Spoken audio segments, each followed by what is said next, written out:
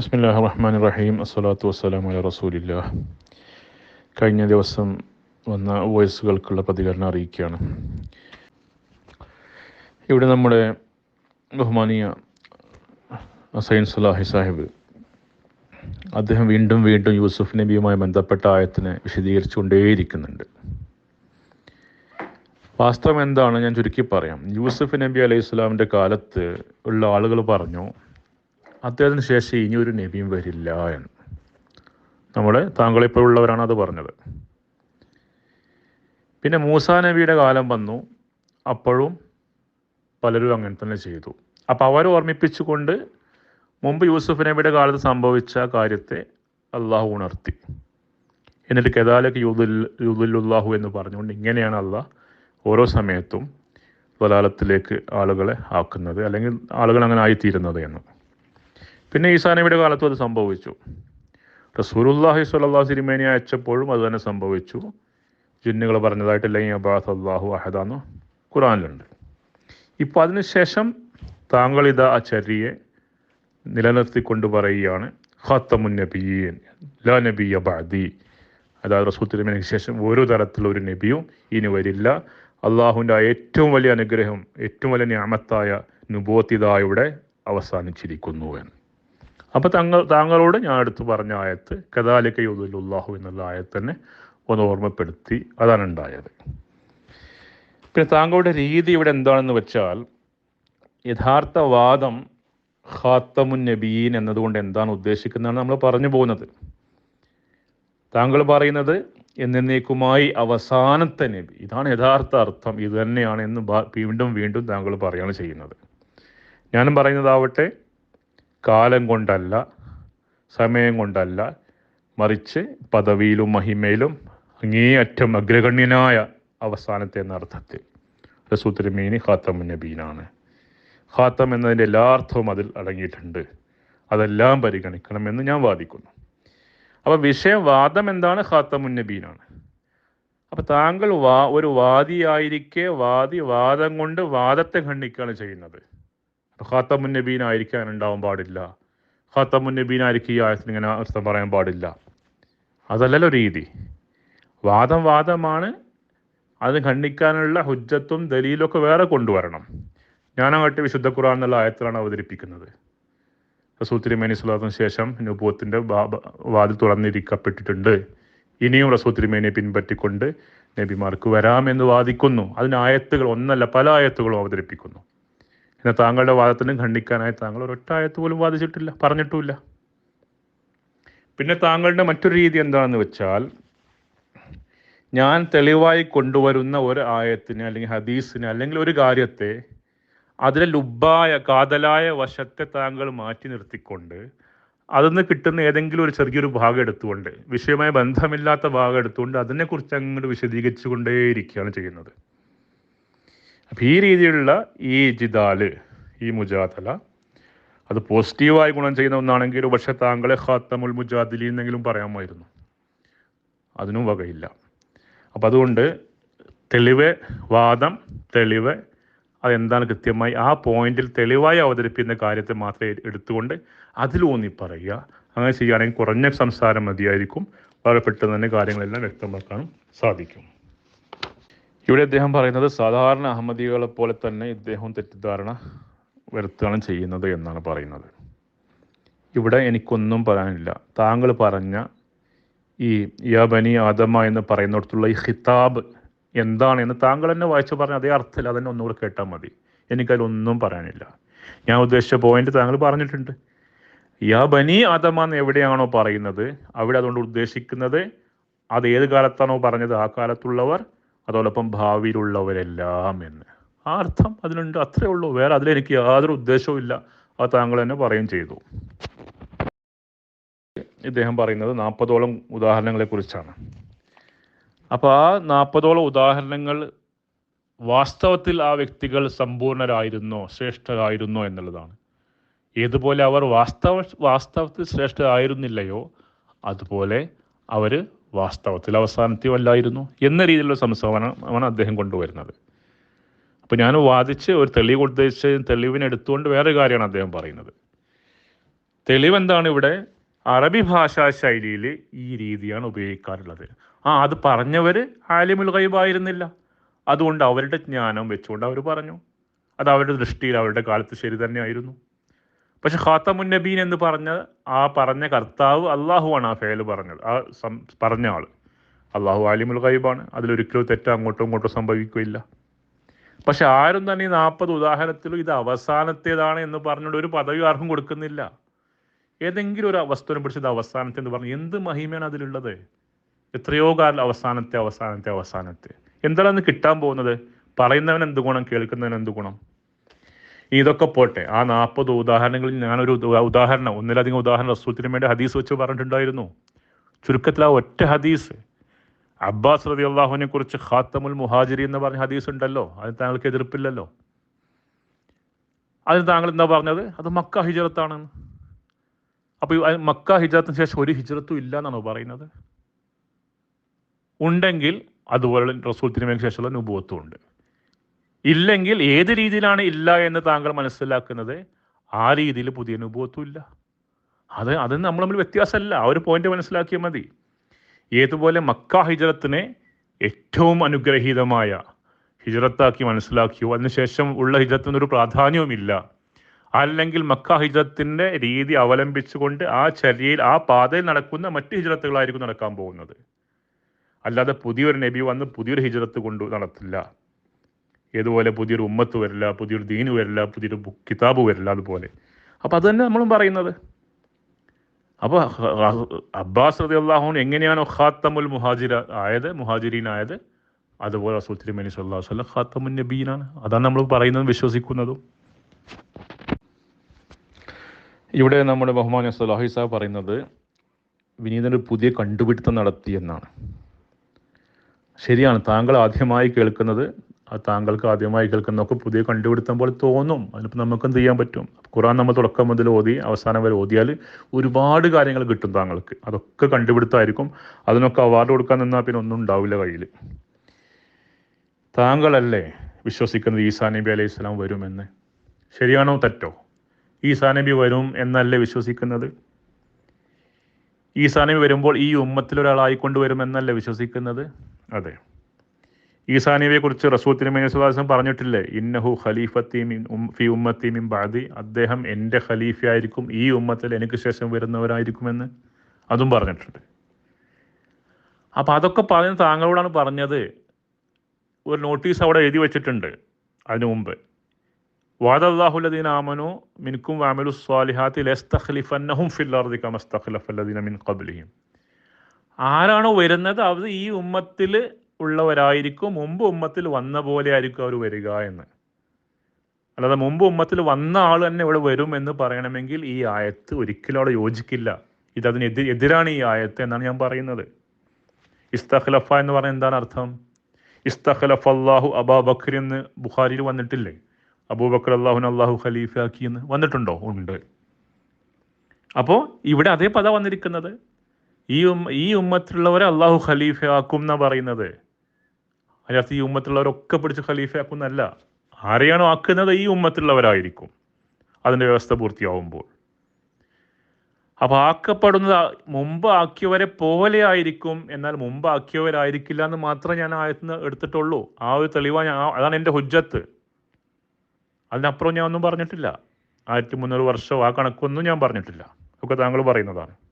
ഇപ്പം ഞാൻ പറയുകയാണ്, ഇപ്പം എന്നോട് ഒരാൾ പറയുകയാണ് സലാഹി സാഹിബിനെ പോലെ ഒരാളെ നിങ്ങൾക്ക് നാളെ കാണാമെന്ന്. അതിൻ്റെ അർത്ഥം എന്താണ്?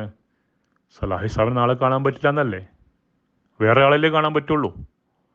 കാണപ്പെടുന്ന വ്യക്തി സലാഹി സാഹിബിനെ പോലെ ആയിരിക്കും, പക്ഷെ സലാഹി സാഹിബ് ആയിരിക്കില്ല എന്ന് ഏത് കുട്ടിക്കും മനസ്സിലാവും. അത് തന്നെയാണ് ഈ ആയത്തിലും പറയുന്നത്. അതേ എൻ്റെ ഹുജ്ജത്തുള്ളൂ. അതാണ് ഞാൻ അടയാളമായി തെളിവായിട്ട് ഇവിടെ അവതരിപ്പിക്കുന്നത്. അല്ലാതെ ഒന്നുമല്ല. ബാക്കി അപ്പുറം എന്ത് വേണമെങ്കിലും താങ്കൾക്ക് പറയാം, ശ്രോതാക്കൾ കേൾക്കുകയും ചെയ്യാം. പക്ഷേ ലുബുൽ മൗദൂ, കാതലായ വശം കെമ എന്ന പദം മാത്രമാണ്. ഇവിടെ ഏതായാലും അദ്ദേഹം സമ്മതിച്ചു. വാസ്തവത്തിൽ ഹദീസിൽ പറഞ്ഞത് ഖാത്തമു മസാജിദുൽ അംബിയ എന്നതാണ്. അദ്ദേഹം ഇവിടെ കോട്ട് ചെയ്തിട്ടുണ്ട്. ആദ്യം പറഞ്ഞപ്പോൾ അദ്ദേഹം ഖാത്തമുൽ മസാജിദ് എന്നാണ് പറഞ്ഞിരുന്നത്. അത് തിരുത്തി, ജസാക്കുമുല്ലാഹ്. അപ്പം അദ്ദേഹം പറയുന്നത് അവസാനത്തെ പള്ളിയെന്ന് സമ്മതിച്ചാൽ പ്രശ്നം തീർന്നു എന്നാണ്. അപ്പോൾ അത് സമ്മതിക്കാൻ പറ്റില്ലല്ലോ. അത് തന്നെയാണല്ലോ പ്രശ്നം. അതുകൊണ്ടാണ് നമ്മൾ ചർച്ച ചെയ്യുന്നത്. ഇന്നും നമുക്ക് കാണാം ഇഷ്ടംപോലെ പള്ളികൾ. ഞാൻ തന്നെ കണ്ട പള്ളികൾ മസ്ജിദ് അൽ അമീൻ, മസ്ജിദ് താഹ, മസ്ജിദ് യാസീൻ, മസ്ജിദ് റഹ്മത്തുൽ ആലമീൻ, ഈ പേരുള്ള പള്ളികളൊക്കെ ഞാൻ തന്നെ കണ്ടിട്ടുണ്ട്. അതിൽ പലതിലും പോയി നിസ്കരിച്ചിട്ടുമുണ്ട്.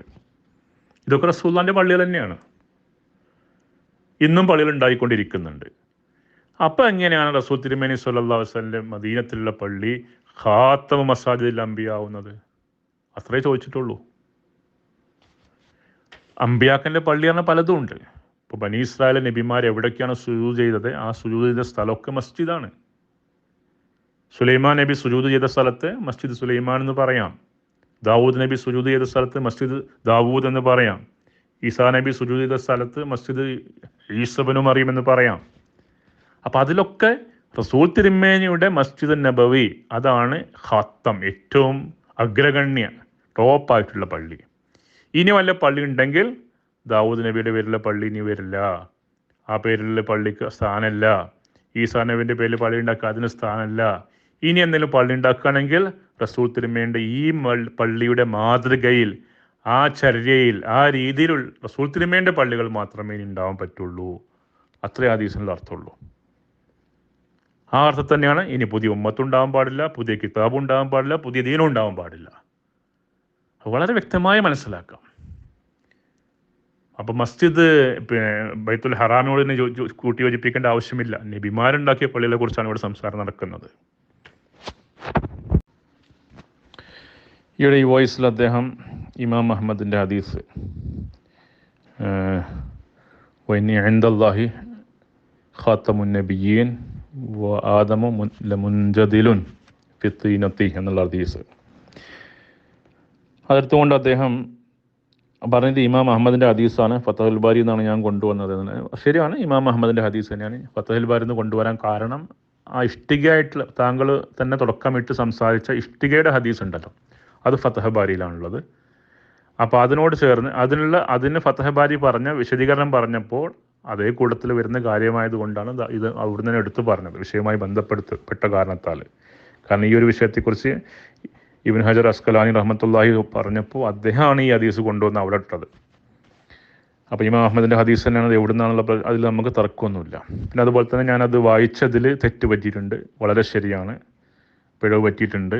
ഞാൻ കയ്യെഴുത്തിൽ മുമ്പിൽ എഴുതി വെച്ച കയ്യെഴുത്ത് കൃത്യമായി എഴുതാതെ അതൊന്ന് വായിച്ച് അതിന് ഇൻദല്ലാ എന്നുള്ളത് അബ്ദുള്ള എന്ന് വായിച്ചു.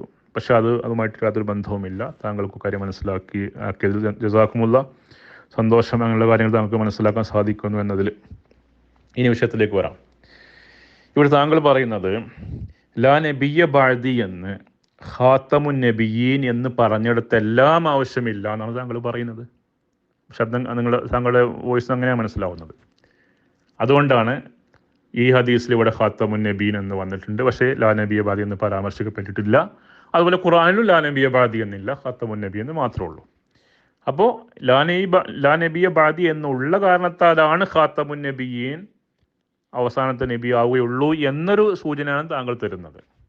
അതെന്തോ ആവട്ടെ, ഇവിടെ നമുക്കറിയാം ഈ ഹദീസ് തുടക്കം മുതലേ റസൂൽ തിരുമേനി സ്വല്ലല്ലാഹു അലൈഹി വസല്ലം ഇതര പ്രവാചകന്മാർക്ക് മുമ്പ് തന്നെ റസൂൽ തിരുമേനി സ്വല്ലല്ലാഹു അലൈഹി വസല്ലം ഖാത്തമുൻ നബിയാണ് എന്ന് അള്ളാഹ് പറഞ്ഞിട്ടുണ്ട് എന്ന്. റസൂൽ തിരുമേനി അന്ന് മുതലേ ഖാത്തമുൻ നബിയാണ്. അപ്പോൾ ആ റസൂൽ തിരുമേനി ഖാത്തമുൻ നബീൻ ആയതിനു ശേഷമാണ് 1,24,000 പ്രവാചകന്മാർ വന്നിരിക്കുന്നത്. ഓക്കെ, അപ്പോൾ ലാ നബിയ ബഅദി എന്നതുകൊണ്ട് അവിടെ ഒരു ബന്ധവും ഇല്ലാന്ന് മനസ്സിലാക്കിക്കൂടെ? ഖാത്തമുൻ നബീൻ്റെ ഒരു വാചകം, ലാ നബി എന്ന് വേറൊരു വാചകമാണ്. അത് രണ്ടും ഒരേ അർത്ഥമല്ല അതിനുള്ളത്. അതുകൊണ്ടാണ് ഞാൻ ചോദിച്ചത്, ഹദീസിൽ എവിടെയെങ്കിലും അന ഖാത്തമുൻ നബീൻ ഐ ലാ നബിയ ബഅദി എന്ന് പറഞ്ഞിട്ടുണ്ടോ? അതായത് ലാ നബിയ ബഅദി എന്നാണെന്ന് ഇല്ലല്ലോ. ഇതേതുപോലെ അനൻ നബിയു ലാ കദിബ് അനബ്നു അബ്ദുൽ മുത്തലിബ് എന്ന് റസൂൽ തിരുമേനി പറഞ്ഞിട്ടില്ലേ? അനൻ നബിയു ലാ കദിബ്, ഞാൻ നബിയാണ്, കള്ളനല്ല. അനബ്നു അബ്ദുൽ മുത്തലിബ്, ഞാൻ അബ്ദുൽ മുത്തലിബിൻ്റെ മകനാണ്. അപ്പോൾ അനൻ നബിയു ലാ കദിബ് എന്നാൽ അനബ്നു അബ്ദുൽ മുത്തലിബ് എന്നാണോ? അല്ലല്ലോ, രണ്ടും രണ്ടാണ്. അതുപോലെ അന ഖാത്തമുൻ നബിയീൻ ലാ നബിയ ബഅദി. ആ ലാ നബിയ ബഅദി എന്നുകൊണ്ട് എന്താണ് ഉദ്ദേശിക്കുന്നത് ഞാൻ വ്യക്തമായി ഉദാഹരണങ്ങൾ പറഞ്ഞ് റസൂൽ തിരുമേനി തന്നെ ഹദീസുകൾ വെച്ച് ഞാൻ വ്യക്തമാക്കി പറഞ്ഞിട്ടുണ്ട്. അതുകൂടാതെ ഞാൻ ഒരു പോയിന്റ് കൂടെ എടുത്ത് പറഞ്ഞിട്ടുണ്ടായിരുന്നു. ഖാത്തമുൻ നബീൻ എന്ന ആയത്ത് ഇറങ്ങി മുഴു ലോകത്തിനും റസൂൽ തിരുമേനി സ്വല്ലല്ലാഹു അലൈഹി വസല്ലം ഖാത്തമുൻ നബീൻ ആണെന്ന് അള്ളാഹു വ്യക്തമാക്കിയതിന് ശേഷം ഏകദേശം 4 വർഷങ്ങൾക്ക് ശേഷം റസൂൽ തിരുമേനിയുടെ പുത്രൻ ഇബ്രാഹിം വഫാത്താവുന്നു. അപ്പോൾ റസൂൽ തിരുമേനി പറയുന്നു, ഈ പുത്രൻ ജീവിച്ചിരുന്നെങ്കിൽ നബിയാകുമായിരുന്നു. തിരുമിതിയിലെ ഹദീസ് ഞാൻ കോട്ട് ചെയ്തിട്ടുണ്ടായിരുന്നു. അപ്പോൾ ഈ പുത്രൻ മരിച്ച കാരണത്താൽ അദ്ദേഹം നബിയാവില്ല, അഥവാ ജീവിച്ചിരിക്കുമായിരുന്നെങ്കിൽ നബിയായേനെ. അപ്പോൾ ഖാത്തമുൻ നബീൻ്റെ അർത്ഥം എവിടെ പോയി? താങ്കൾ പറയുന്ന അർത്ഥം സൂറ ഫാത്തിഹയിൽ പറയുന്നു, അല്ലാഹു ഗൈറിൽ മഗ്ദൂബി അലൈഹിം വലദ്ദാലിൻ. ഇത് രണ്ടും കൂട്ടി വായിക്കുക, അപ്പോൾ കാര്യങ്ങൾ മനസ്സിലാവും. ആരാണ് മഗ്ദൂബി അലൈഹിം, ആരാണ് ദാലിൻ? അല്ല റസൂൽ തിരുമേനി പഠിപ്പിച്ചു തന്നിട്ടുണ്ട്. ഈസാ നബി വന്നപ്പോൾ വിശ്വസിച്ചിട്ടില്ല. യഹൂദികൾ പറഞ്ഞു, ഏലിയാഹു ഇല്യാസ് നബി ആകാശത്താണ്, അദ്ദേഹം തിരിച്ചു വരണം, അപ്പം നമ്മൾ വിശ്വസിക്കുകയാണ്. അത് ഇന്ന് വരെ നടന്നിട്ടില്ല. ഇന്നും അവർ ജെറുസലേമിൽ ചുമരിൻ്റെ അടുത്ത് തല മുട്ടിച്ച് ഇങ്ങനെ പ്രാർത്ഥിച്ചുകൊണ്ടിരിക്കുന്നത് ഇപ്പോൾ പോയാലും കാണാൻ പറ്റും. കാരണം അവരിപ്പോഴും അവിടുന്ന് കാത്തിക്കാണ്, ആ മോളിൽ നിന്ന് ഇല്യാസ് വരണം, എന്നാലേ ബാക്കിയൊക്കെ നടക്കുള്ളൂ എന്ന്. അപ്പം അതുപോലെ നിങ്ങൾ സംഭവിക്കരുതേ എന്നാണ് നമ്മൾ പ്രാർത്ഥിക്കുന്നത്. ഗൈറിൽ മഗ്ദൂബി അലൈഹിം വലദ്ദാലിൻ. മറുഭാഗത്ത് റസൂൽ തിരുമേനി സ്വല്ലല്ലാഹു അലൈഹി വസല്ലം വാണിംഗ് തന്നിട്ടുണ്ട്. ലതത്തബിഉന്ന സനന മൻ ഖബ്ലകും ശിബ്റൻ ബിശിബ്റിൻ വദിറാഅൻ ബിദിറാ. നിങ്ങൾക്ക് മുമ്പ് കഴിഞ്ഞു പോയ ബനി ഇസ്രായേൽ ഉണ്ടല്ലോ, അവരെപ്പോൾ നിങ്ങൾ ചാണക്ക് ചാണയും മുഴക്ക് മുഴയായിട്ട് നിങ്ങളായിത്തീരുന്നു. അപ്പം അതല്ലേ നമ്മളായിത്തീരുന്നത് ഇപ്പോൾ. എന്നിട്ട് ഇവിടെ പറയുകയാണ് ഈ ആയത്തിൽ അള്ളാഹ് പറയുന്നത് മരിച്ചുപോയാൽ സ്ഥാനം കൊടുക്കും. കാരണം സഹാബി അങ്ങനെ ആഗ്രഹിച്ചിരുന്നു എന്ന്. സഹാബാക്കൾ ആഗ്രഹിച്ചത് റസൂൽ തിരുമേനിയുടെ കൂടെ ആവുകയാണെങ്കിൽ തന്നെ കുഴപ്പമില്ല, ആയത്തിന് അങ്ങനെ ഒരു പശ്ചാത്തലം ഉണ്ട്. പക്ഷെ സഹാബാക്കൾ ആഗ്രഹിക്കുക എന്താണ്? ഏതെങ്കിലും സഹാബി ആഗ്രഹിക്കുമോ റസൂൽ തിരുമേനി ഉള്ളപ്പോൾ ഏതെങ്കിലും സാലിഹിൻ്റെ കൂടെ ആവണം, ഷഹീദിൻ്റെ കൂടെ ആവണം? ഇല്ലല്ലോ. അപ്പം നബീന്ന് മാത്രം പറഞ്ഞാൽ പോരായിരുന്നില്ല അവിടെ. ഇവിടെ ഉദ്ദേശിച്ചത് അത് മാത്രമല്ല, അതിലുപരിയാണ്. പിന്നെ ഈ ഉമ്മത്തിൽ ഇന്ന് സാലിഹ്യങ്ങളുണ്ടല്ലോ, ഈ ഉമ്മത്തിൽ തീർച്ചയായും ഉണ്ട്. ഷഹീദും ഉണ്ട്, സിദ്ദീഖും ഉണ്ട്. ഈ ഉമ്മത്തിലുണ്ട്. റസൂൽ തിരുമേനി പിൻപറ്റിക്കൊണ്ട് സിദ്ദീഖും ഉണ്ടായിട്ടുണ്ട്. അപ്പം ഈ 3 സ്ഥാനങ്ങളും ബാഹ്യരൂപത്തിൽ ഈ ദുനിയാവിൽ നിന്ന് കരസ്ഥമാക്കാൻ പറ്റും. എന്നാൽ 4ാമത്തെ നുബുവത്ത് മാത്രം പറ്റില്ല. അതിന് അവിടെ പോയാൽ അവരുടെ കൂടെ നിൽക്കാൻ അനുവാദം ഉണ്ടാവും എന്നാണ് താങ്കൾ പറഞ്ഞു വരുന്നത്. ഇതെന്ത് നീതിയാണിത്? ഒന്നുകിൽ എല്ലാം അങ്ങനെ ആവണം. കാരണം അള്ളാഹ് ഒരേ രൂപത്തിലാണ് ഈ ആയത്തിൽ പറഞ്ഞിരിക്കുന്നത്. ഇവിടെ നമ്മുടെ ബഹുമാന്യ സലാഹി സാബ് അദ്ദേഹം എന്താണ് ചെയ്യുന്നതെന്ന് ശ്രദ്ധിച്ച് കേൾക്കുക, മനസ്സിലാക്കാൻ പറ്റും. ഞാനിവിടെ പോസ്റ്റ് ഇട്ടുണ്ടായിരുന്നു മുഫ്രദാത്ത് ഇമാം റാഗിബിൽ നിന്ന്. അതിൽ ഫക്തുബ്ന മഅ ഷാഹിദീൻ എന്നതിൻ്റെ അർത്ഥം അദ്ദേഹം പറഞ്ഞത് അവിടെ എഴുതി വെച്ചിട്ടുണ്ട്. ഇപ്പം അദ്ദേഹം പറയുന്നത് എന്താണ്? ഇവിടെ ഫക്തുബ്ന എന്നതിൽ ഉക്തുബു കെതബ എന്ന പദം, അതിൻ്റെ വിശദീകരണം മാത്രമാണ് അദ്ദേഹം പറഞ്ഞിരിക്കുന്നത്. ഇജ്അൽനാ ഫി സുംറത്തിഹി എന്ന് പറഞ്ഞത്, അല്ലാതെ വേറെ ഒന്നിനെക്കുറിച്ച് ഇവിടെ ഒന്നും പറഞ്ഞിട്ടില്ല എന്ന്. എന്തൊരു വിഡ്ഢിത്താണ് ഈ പറയുന്നത്. അതല്ലേ അറിഞ്ഞുകൊണ്ട് അറിയാത്തവനെ ആളെപ്പോൾ നടിക്കുകയാണ് ചെയ്യുന്നത്. 1ാം ക്ലാസ്സിലെ കുട്ടികളെ കൊണ്ടിരുത്തിയാലും കൂടി ഈ 2 വാചകം വായിച്ചു കൊടുത്താൽ അവർക്ക് കാര്യം മനസ്സിലാക്കാൻ സാധിക്കും. ഫക്തുബ്ന മഅ ഷാഹിദീൻ ഐ, അതായത് ഇജ്അൽനാ ഫി സുംറത്തിഹിം. ഫക്തുബ്ന ഇജ്അൽനാ മഅ ഷാഹിദീൻ ഫി സുംറത്തി ഷാഹിദീൻ. ഇതാണ് ഇതിൻ്റെ സിമ്പിളായിട്ടുള്ള അർത്ഥം. അദ്ദേഹം പറയാണ് ഇവിടെ ഉക്തുബിനൊക്കെയുള്ള വിശദീകരണമാണ് ഈ പറഞ്ഞതൊക്കെയാണ്.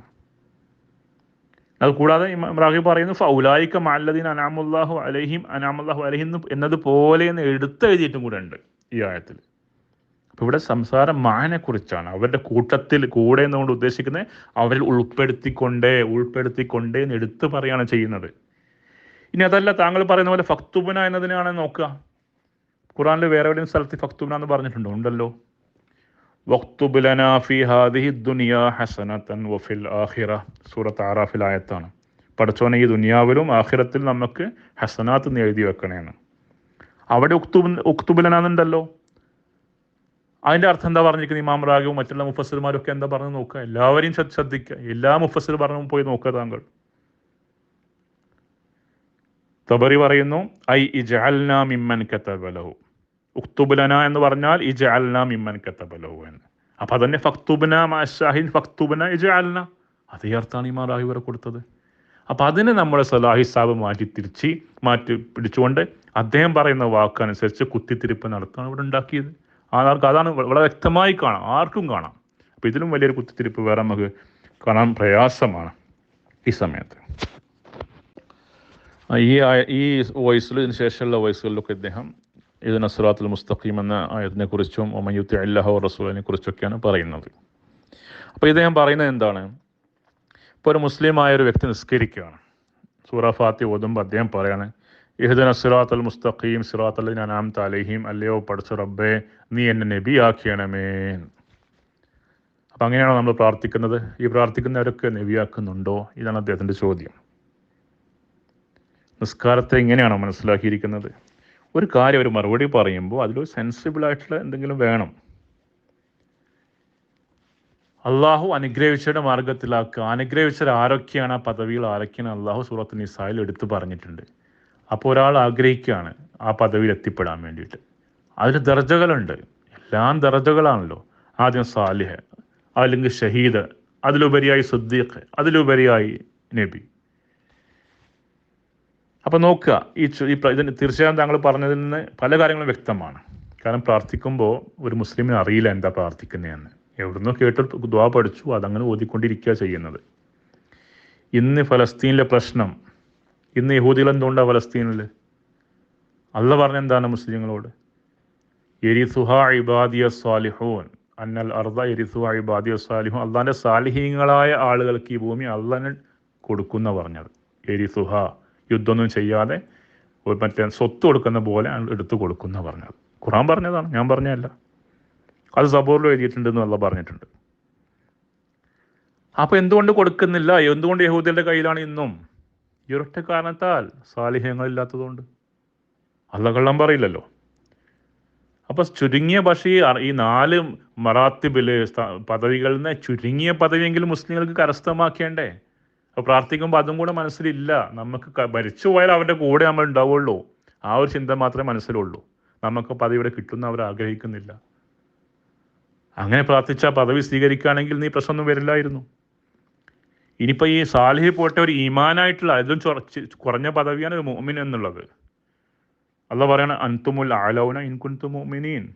തീർച്ചയായും നിങ്ങൾ തന്നെയാണ് വിജയിക്കുക, ഉന്നതിയിലെത്തേണ്ടവർ നിങ്ങൾ വിശ്വാസികളാണെങ്കിലെന്ന്. എന്നിട്ട് മുസ്ലിങ്ങൾ എവിടെ എത്തിയത്?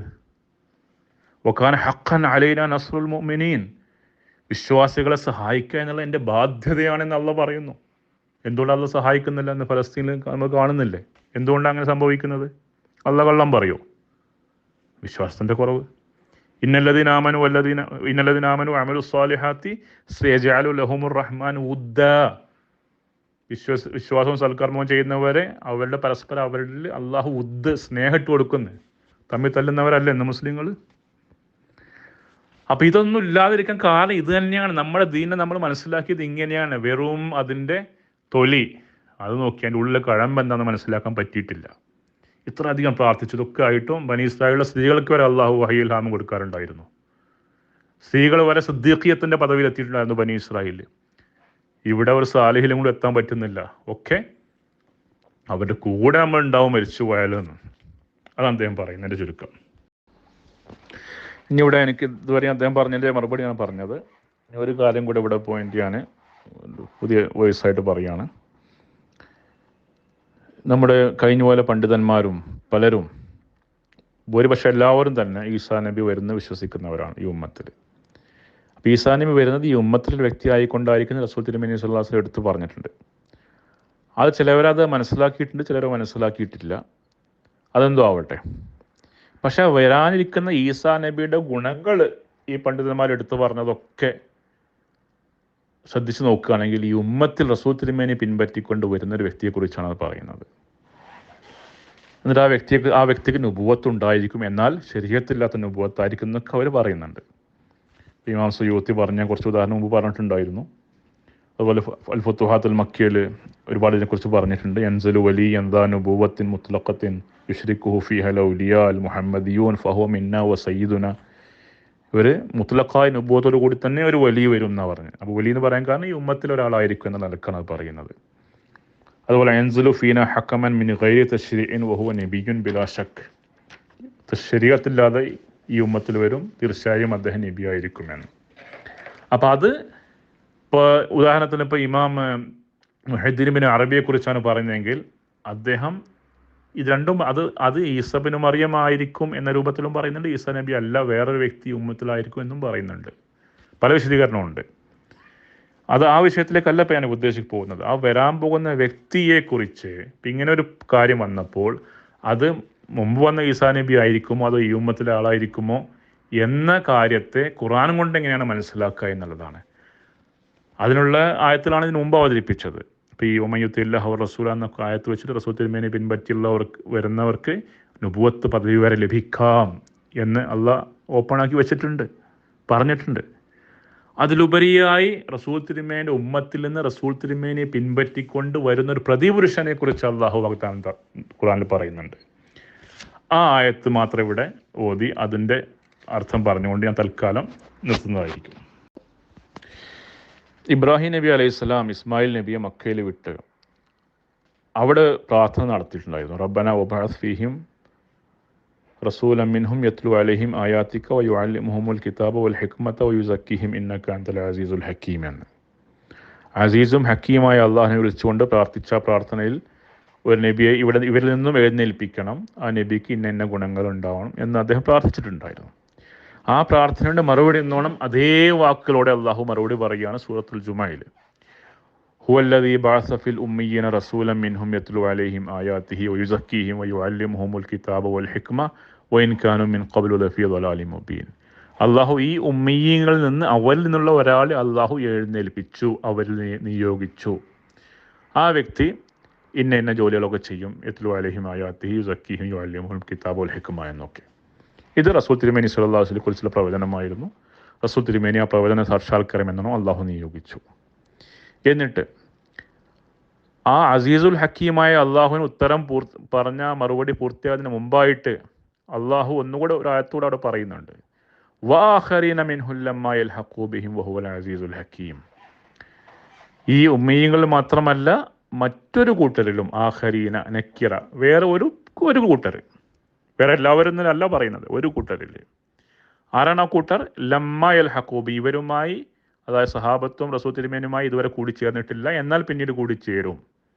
അപ്പോൾ ഇപ്പോൾ അവർ ജീവിച്ചിരിപ്പില്ല, പിന്നീട് വരുന്നവരായിരിക്കും ഈ ഉമ്മത്തിലുള്ള. അപ്പോൾ അവരിലും അള്ളാഹു ഒരു വ്യക്തിയെ അതേ വ്യക്തി, മുമ്പ് നിയോഗിച്ച അതേ വ്യക്തി അവിടെയും നിയോഗിക്കുന്നതായിരിക്കുമെന്ന് വളരെ വ്യക്തമായി ഖുർആനിൽ അള്ളാഹു ഇക്കാര്യം പറയുന്നുണ്ട്. അപ്പോൾ ഇവിടെ പറഞ്ഞ റസൂൽ തിരുമേനി സ്വല്ലല്ലാഹു അലൈഹി വസല്ലം ഉമ്മയ്യങ്ങൾ എങ്ങനെ നിയോഗിതനായിരുന്നുവോ അതുപോലെ മറ്റൊരു കൂട്ടരിൽ നിന്നും നിയോഗിക്കപ്പെടുകയും അവരിൽ മാ അന അലൈഹി വസ്ഹാബി, റസൂലുള്ളാഹി സഹാബത്തുള്ള ഒരു നിലപാട് അവരിലും ഉണ്ടായിരിക്കും. അങ്ങനെ ഒരു സമുദായക്കാർ കൂടെ, അങ്ങനെ ഒരു കൂട്ടം ആളുകൾ വരാനുണ്ട് എന്ന് പറഞ്ഞു.